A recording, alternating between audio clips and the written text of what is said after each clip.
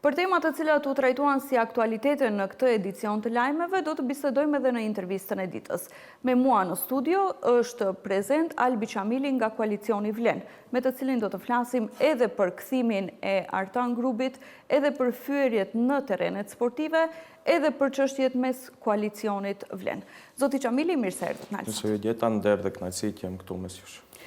Do doja fillimisht një koment nga ana juaj për vendimin e gjykatës për arrest shtëpiak për njërin nga kundërshtarët kryesor të koalicionit Vlen, me të cilin një rallëherë Vlen ka bërë edhe fushatën e saj kundër BDI-s dhe që në një farë mënyre gjatë ditëve të fundit si dia ashtu edhe sot kaloi me shumë pak komente ose me shumë pak komunikata nga Vlen. Kështu, së pari, do të theksoj se vetëdorëzimi i Artan Grupit në Maqedoni është një moment ku shihet qartë se Artan Grupi ka pranuar realitetin politik këtu në Maqedoni, pasi që keni parasysh BDI për 15 muaj u shqeu një narrativ se ajo do të kthehet në pushtet dhe kushtimisht ta shpëtoj Artanin nga organet e drejtësisë. Madje mendoj se edhe vetë aratisja e Artan Grupit në ato kohë ishte me idenë se do të vinë shumë shpejt zgjedhjet e parakohshme parlamentare, do të vinte shumë shpejt, do të ktheshte BDI në qeveri dhe ai do të shpëtoj, por vetëdorëzimi i tij është me një farë mënyre një lloj pranimi i realitetit politik se BDI nuk mund të kthehet në qeveri, prandaj edhe reagimet e Bashkimit Demokratik për Integrim, siç e keni pa, janë një lloj konfuze, janë në një lloj paniku, duke marrë parasysh se Artan Grupi mund të jetë ashtu siç e ka theksuar edhe koalicioni i Vlen, prononcime se mund të jetë një kuti e zezë për BDI-n, për liderin e saj Ali Ahmeti, pasi që e dim se të gjithë pazaret e errta, marrëveshjet e errta politike, protagonist kryesor kanë patur Artan Grupi. Sa i përket arrestit shtëpiak, kjo vjen si pasojë e asaj të cilën vetë i pandeurin fjalë ka kontribuar. Ne dim se gjyqësori në Maqedoninë e Veriut gëzon vetëm 2% të besueshmërisë apo reputacionit dhe ne e dim fort mirë se pse Artan Grupi ka përfunduar në listën e zezë amerikane si një lloj arsye Vlen tha se po vendoset drejtësia në vend në momentin që grupi u dërgua në prokurori për të marrë në pyetje. Mirë po arresti shtëpiak në këtë rast për shumicën e qytetarëve nuk duket si drejtësi që po vendoset në vend. Sidomos duke marrë parasysh faktin që nuk është rasti i parë që funksionar ose ish funksionar ose persona të pushtetshëm momentin që po gjykohen shkojnë në arrest shtëpiak. Atë edhe unë isha duke thënë se Artan Grupi bashkë me protagonistë të tjerë ka kontribuar drejt për drejt në partizimin e skajshëm të gjyqësorit, të mosbesueshmërisë ndaj gjyqësorit dhe sot përballemi ne me po ato elemente, dëgjojmë deklaratën edhe drejtorit të burgut Shutkës ku tha se nuk është e vërtetë se arsyeja se nuk ka patur siguri në atë burg ku prokuroria dhe në fund gjykata penale vendosi që për arsye sigurisë në burg e kalëshuar në arrest shtëpiak. Të gjithë këta janë pasojë e qeverisjes kaluar, LSDM dhe veçanërisht BDI, ku gjyqësorin e kanë përdorur si element politik, partijak, vetë fakti se arsyeja pse Artan Grupi bashkë me gjykatësin Enver Bexheti kanë përfunduar në listën e zezë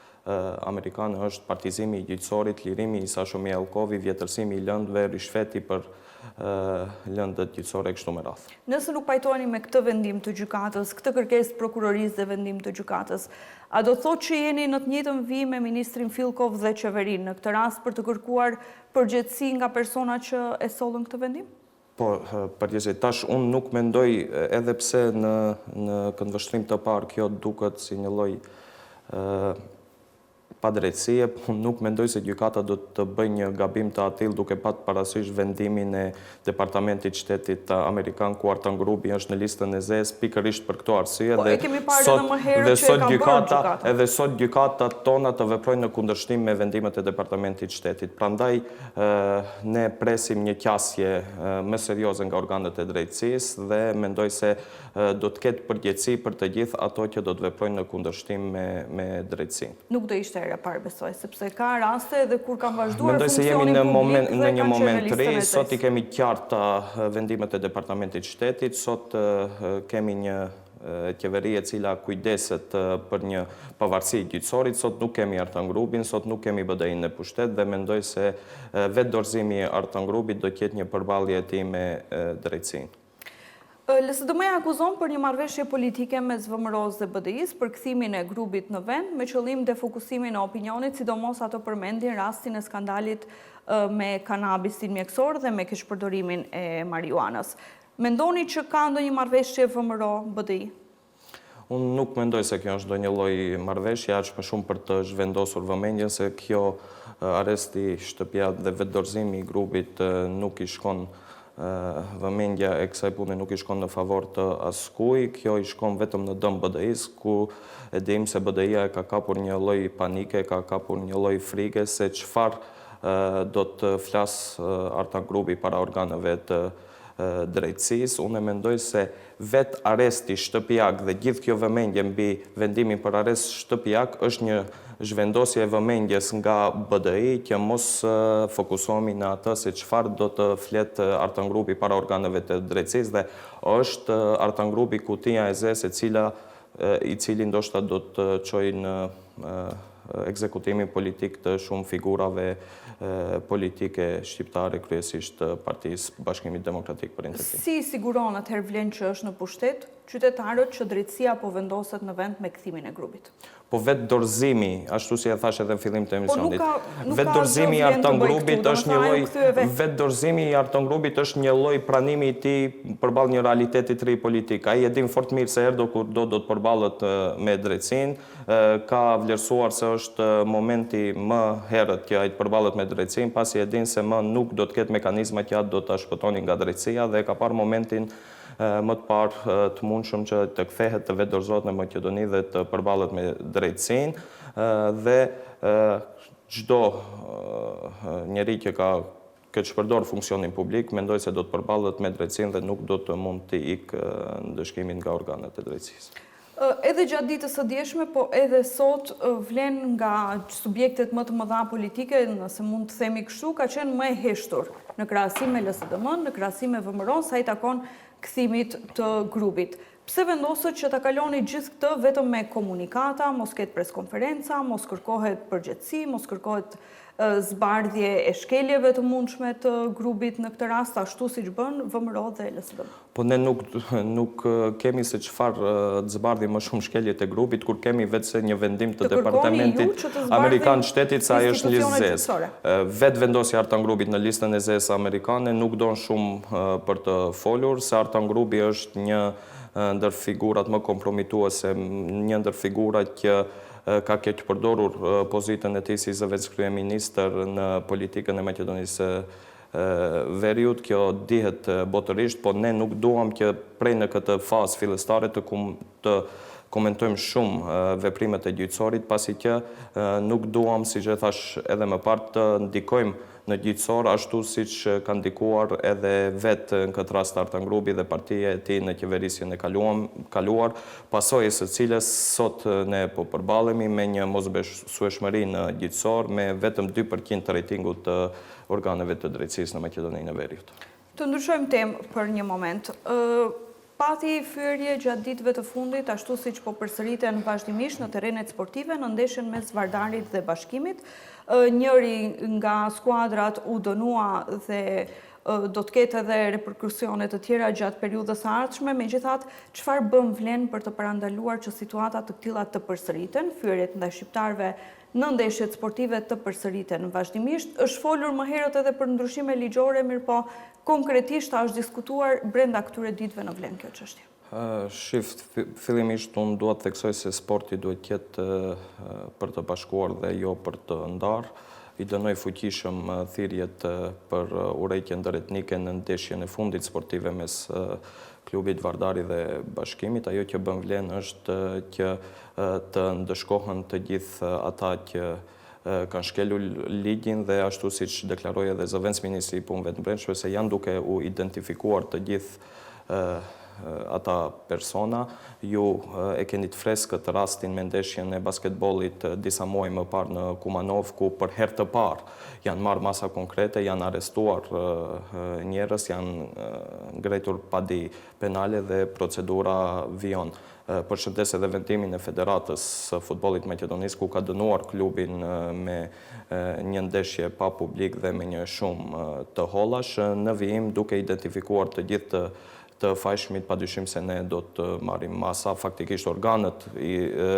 kjo vlen ka inkurajuar dhe është ngritur edhe si çështje në koalicionin qeverisës, ku ka inkurajuar organet e rendit që së më shpejt të merren masa dhe të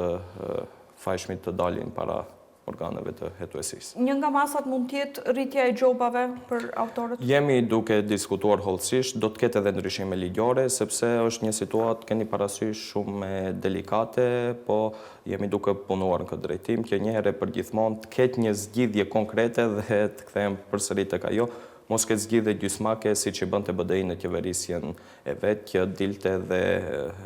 ushtronte dhe ushqej vetëm me populizëm. Duam të gjejmë një zgjidhje konkrete që një herë për gjithmonë të zhdukim këto fenomene negative, sidomos nga sporti, i cili duhet të bashkojë dhe jo të ndajë. Të flasim për koalicionin Vlen, që ishte temë jo më pak e rëndësishme gjatë periudhës së fundit në politikën e vendit, duke marrë parasysh se ju, si parti politike, si Lëvizja Besa brenda koalicionit, sollët vendim për shkarkimin e organeve partijake si një hap drejt bashkimit të Vlenit në një parti politike. Paralajmëruan edhe disa parti të tjera se mund të marrin hapat e ardhshëm gjatë periudhës së ardhshme, mirë po jo të gjithë janë të njëjtës mendje. Çfarë po ndodh aktualisht brenda Vlenit? Ashtu si që keni qenë të informuar, në mbledhjen e fundit Kuvendit Qendror të Lëvizjes Besa, ne me një vendim unanim kemi shkarkuar kryesinë qendrore të partisë në drejtim të unifikimit të Vlenit në një forcë të vetme politike. Tash, unë nuk mund të hyj aty sepse edhe partitë tjera të koalicionit nuk e bëjnë tani me njëherë veprimin e një si Lëvizja Besa, por dua të theksoj se të gjithë partitë nga koalicioni e kanë përshëndetur këtë veprim të Lëvizjes Besa. Ne, si Lëvizje Besa, jemi të fokusuar plotësisht në unifikimin dhe bashkimin e koalicionit Vlen në një subjekt politik. Jemi në bisedime intensive edhe me partnerët tjerë të koalicionit Vlen. Liderët kanë takime të shpeshta ku intensivisht po diskutohet mënyra më e mirë se si do të funksionoj Vleni në një parti politike, në një subjekt politik, siç dihet tashmë se është folur edhe publikisht. Një pjesë e koalicionit ka ende hezitim për formën se si duhet të organizohet Vleni në një parti politike, po unë mendoj se gjithë këto debate do sheshohen dhe do gjetë mënyra më e mirë e mundshme se si Vlen të jetë një parti politike. Ju si Besa keni paraparë ndonjë afat se deri kur mund të zgjasin këto konsultime brenda koalicionit, kur duhet merret një vendim i prerë? Po unë mendoj se shumë shpejt do kemi edhe një epilog. Vetë fakti se ne shkarkuam kryesinë është një hap konkret për të përshpejtuar unifikimin e Vlenit dhe besoj brenda muajit të ardhshëm ne vetëm do të kemi një vendim konkret se çfarë do ndodh me fatin e Vlenit më të gjithë. Si qëndrojnë raportet me zotin Fatmir Limani brenda Lëvizjes Besa? U sqarua ajo që tha edhe kryeministri se pozita e tij si ministër është përderisa ai e vendos, do të thënë ai është mandatari dhe ai vendos se kush qëndron ministër. Si është çështja me mosmarrveshjet? Një ndër vendimet e fundit të Kuvendit Qendror që mbajtëm është se të gjithë funksionarët e Lëvizjes Besa në kuadër Vlenit që përfaqësojnë Vlenin qeveri do t'i nënshtrohen një skriningu dhe do t'japi një lloj llogaridhënie para organeve të partisë për performancën e tyre dhe për rezultatet e tyre. Ju e dini se edhe vetë kryetari Bilal Kasami nuk ka qenë i kënaqur me performancën e disa funksionarëve dhe me rikonstruimin e qeverisë kjo çështje do të mbillet kur ne të vlerësojmë përfundimisht se cili funksionar do duhet të ngelet, cili do duhet të zëvendësohet. Ajo që dua të them është se po, është e vërtetë se kryeministri Mickoski është mandatar për qeverinë, por njëkohësisht duhet të theksojmë se hisën e Vlenit dhe brenda Vlenit hisën e partive politike e caktojnë vetë përfaqësuesit e tyre i caktojnë vetë partitë politike dhe ministrat e vlenit, funksionarët e vlenit i cakton vlenin, në rastin konkret ministrat e Besës i cakton vetë Lëvizja Besa. Nëse do duam ty me emra të përveçëm, nëse kryeministri Miskovski vlerëson se një ministër i cili më parë ka qenë nga radhët e vlenit do duhet ngelet, atëherë nuk kemi asnjë lloj problemi. Ministri le të ngelet si propozimi vetë kryeministrit dhe partisë së tij, ndërsa ne si vlen konkretisht si Lëvizje Besa ndoshta do të propozojmë edhe emër tjetër për hisën që na takon brenda qeverisë. E kam një pyetje të fundit, sa kohë do i duhet vlenit ose kësaj qeverie për të miratuar ligji për përfaqësim të drejtë? Jemi në fund të muajit shkurt, vazhdimisht janë thënë afate të reja dhe asesi nuk po miratohet. Përsëri këtu dalim tek keqeverisja e BDI-s, demagogjia, populizmi që ka përdorur BDI-a me shqiptarët, me elektoratin, çdo gjë BDI. Po miratimi nuk e pengon BDI-a, sepse ka një vit e gjysmë që nuk është në qeveri. Tash unë flas për pasojë deri që kanë ardhur që ligji të miratohet tani. Përfaqësimi i drejtë dhe adekuat është kategori kushtetuese dhe ligji për përfaqësimin e drejtë dhe adekuat është desh të miratohet qysh nga viti 2003. Por BDI-a zgjodhi që këtë çështje ta rregullojë me një zgjidhje gjysmake, me një vegël instrument si balancuesi, instrument i cili u shfuqizua nga gjykata kushtetuese në vitin 2024, gjithsesi kishte qenë edhe pjesë e strategjisë së qeverisjes LSDM-BDI që balancuesi të hiqet në kuadër të reformës administratës publike dhe tash u krijuar një lloj vakumi institucional. Ne u angazhuam intensivisht që kjo çështje njëherë për gjithmonë të zgjidhet me ligj, ashtu siç zgjidhëm edhe çështjen e medreses me ligj, edhe përfaqësimin e drejtë dhe adekuat do ta zgjidhim me ligj. Ju e dini se ka kaluar në qeveri, mendim pozitiv ka dhënë Komisioni i Venecias dhe pres që shumë shpejt të hyjë edhe në procedurë parlamentare, gjithashtu pres edhe nga opozita që të ketë një qasje konstruktive, që kjo çështje e ndjeshme dhe delikate veçanërisht tek pjesa shqiptare të rregullohet njëherë përgjithmonë me zgjidhje ligjore. Presim edhe ne miratimin sa më të shpejt, do vazhdojmë t'ju pyesim gjithmonë si përfaqësues të vlenit për aq kohë sa ligji nuk po miratohet. Ju faleminderit shumë që ishit pjesë e kësaj interviste. Faleminderit edhe nga ju.